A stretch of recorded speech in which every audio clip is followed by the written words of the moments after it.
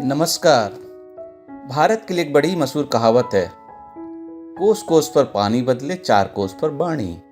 ऐसे में भारत की अलग अलग संस्कृति और सभ्यताओं से हर देश भारत और हिंदू धर्म का लोहा मानता आया है। दरअसल हिंदू धर्म में बड़ों के सामने नतमस्तक होना और विवाहित महिलाओं का अपनी मांग में सिंदूर लगाना जैसी प्राचीन परंपराएं और संस्कार हैं जो सदियों से चली आ रही हैं और आज के आधुनिक युग में भी इनका पालन हो रहा है। हिंदू धर्म की इन परंपराओं के आगे विज्ञान भी नतमस्तक है। वास्तव में इनके पीछे भी कई वैज्ञानिक आधार हैं। आइए जानते हैं हिंदू धर्म की परंपराओं का वैज्ञानिक अर्थ। बड़ों के पैर छूना। हिंदू धर्म में आज भी हर छोटे बच्चे को सिखाया जाता है कि बड़ों का आशीर्वाद लेना जरूरी है और उसके लिए चरण स्पर्श करना जरूरी है। विज्ञान में भी माना जाता है कि पैर छूने से दिमाग से निकलने वाली सकारात्मक एनर्जी हाथों और सामने वाले पैरों से होते हुए एक चक्कर पूरा कर लेती है। इससे नकारात्मकता दूर होती है, अहंकार मिटता है और मनोवैज्ञानिक रूप से प्रेम, समर्पण का भाव जागता है जो हमारे व्यक्तित्व को भी प्रभावशाली बनाता है। दूसरा, माथे पे तिलक लगाना। हिंदुओं में पूजा पाठ के दौरान या किसी शुभ कार्य के मौके पर माथे पर तिलक लगाए जाने की परंपरा है। तिलक लगाने के पीछे का तथ्य यह है कि हमारे माथे के बीचों बीच आज्ञा चक्र होता है। यही जगह पीनियल ग्रंथि का होता है। जब उस जगह पर तिलक लगाया जाता है तो पीनियल ग्रंथि का उद्दीपन होता है। इससे शरीर के सूक्ष्म और स्थूल यानी माइक्रो एंड मैक्रो कंपोनेंट जागते हैं।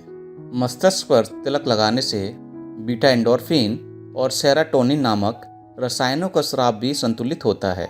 इससे मस्तिष्क शांत होता है, एकाग्रता बढ़ती है, गुस्सा और तनाव कम होता है और सकारात्मक सोच विकसित होती है। तीसरा, हाथ जोड़कर नमस्ते करना। भारत में आज भी लोग एक दूसरे के सम्मान में नमस्ते करते हैं। पूरी दुनिया ने कोविड काल में इस बात की महत्वता समझी, लेकिन भारत ऐसा कई सदियों से करता आ रहा है। दरअसल नमस्ते करने का एक वैज्ञानिक तर्क भी है। विज्ञान कहता है कि जब हम नमस्ते करने के लिए हाथ जोड़ते हैं तो हमारी उंगलियां एक दूसरे को स्पर्श यानी टच करती हैं। इस दौरान एक्यूप्रेशर से हमारी आँखों, कानों और दिमाग पर सकारात्मक प्रभाव पड़ता है और किसी तरह के संक्रमण का भी खतरा नहीं रहता। वहीं विदेशी परंपरा है कि लोग जब मिलते हैं तो हाथ मिलाते हैं। ऐसे में एक दूसरे के हाथों को छूने से बैक्टीरिया के संपर्क में आने का खतरा बढ़ता है। इसलिए कोविड के समय में विदेशी लोगों ने भी नमस्ते की संस्कृति को अपनाया है। चौथा, जमीन पर बैठकर खाना खाना। आजकल दुनिया भर के साथ भारत में भी डाइनिंग टेबल पर खाना खाने का चलन चल रहा है, लेकिन प्राचीन काल में लोग जमीन पर तसल्ली से बैठकर ही खाना खाते थे। हालांकि आज भी भारत के अधिकतर घरों में लोग अपने परिवार के सदस्यों के साथ जमीन पर बैठकर ही खाना खाते हैं। वास्तव में पालथी लगाकर बैठना एक योग क्रिया है। इससे हमारा डाइजेशन सिस्टम दुरुस्त होता है। साथ ही साथ बैठकर भोजन करने से आपसी प्रेम बना रहता है। पांचवा, मांग में सिंदूर भरना।